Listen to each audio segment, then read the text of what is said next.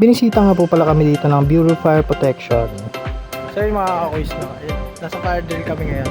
Dumating na, syempre, fire truck kasama ang team ng DASMA, BFP, no?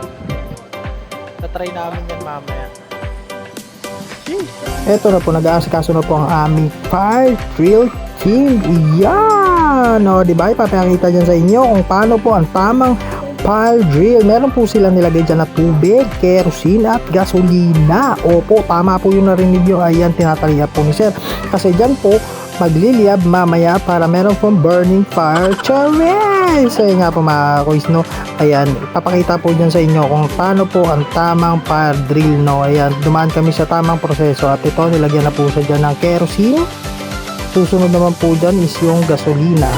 Para po magliyab naman po yan. Meron po yan tubig, yan, kerosene, tapos yan gasolina ang ilalagay, no? Para perfect ang fire natin ng fire drill. Hindi mawawala ang fire drill kung walang fire.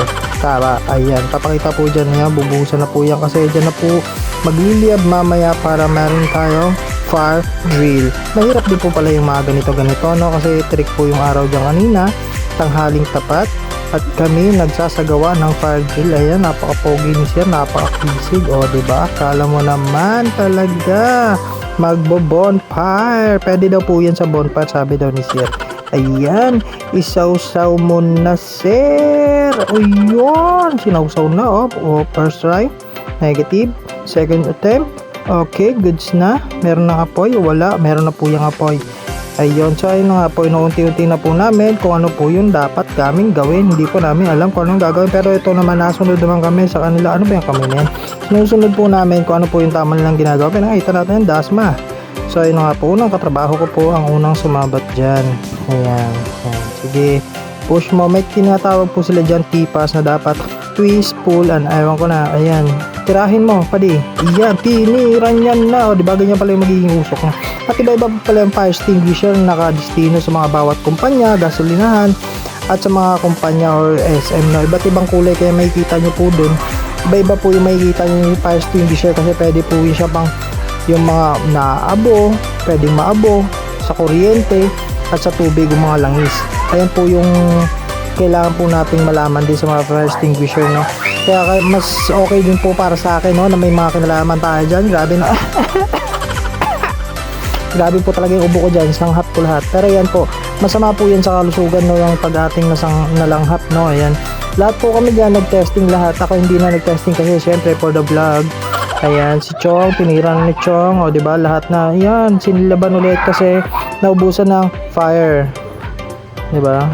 Oh, hay, kagaling ni sir. Oy, may pag ganon, effects. Oh, shish! Pwede na mag-ihaw. Ngayon, pag wala naman, ang unang-una daw dapat na gagawin nyo dito pag nagkaroon na sunog is safety. Self-safety. Yun ang tamang proseso, no? Tapos, wag nyong unahin ang pag-live o ang pag-video. Tumawag agad kayo ng 911, charis. Pwede po agad kayo tumawag ng Bureau of Fire Protection ng mga bumbero. Ayan na po yung mga kaganapan namin. Nasa likod na lang po kami kasi alam niyo naman, nagpa-fire drill sila. Tapos syempre tayo, tamang video lang muna tayo dito mga gar. Hello guys, this is Resident 21. Kayo na lang tumawag ng bumbero, nakalive ako eh. Kaya kailangan natin ng safety lagi, no, sa mga sunog-sunog na yun. Kaya dapat talaga may alam din tayo pagdating sa mga sunog. Kaya ngayon, kung wala naman kayo fire extinguisher, tumakbo na lang kayo. Sumigaw kayo ng tulong, tapos tawag kayo agad sa bumbero. At least dito may natulong kami sa araw na to tungkol sa sunog. Maraming salamat!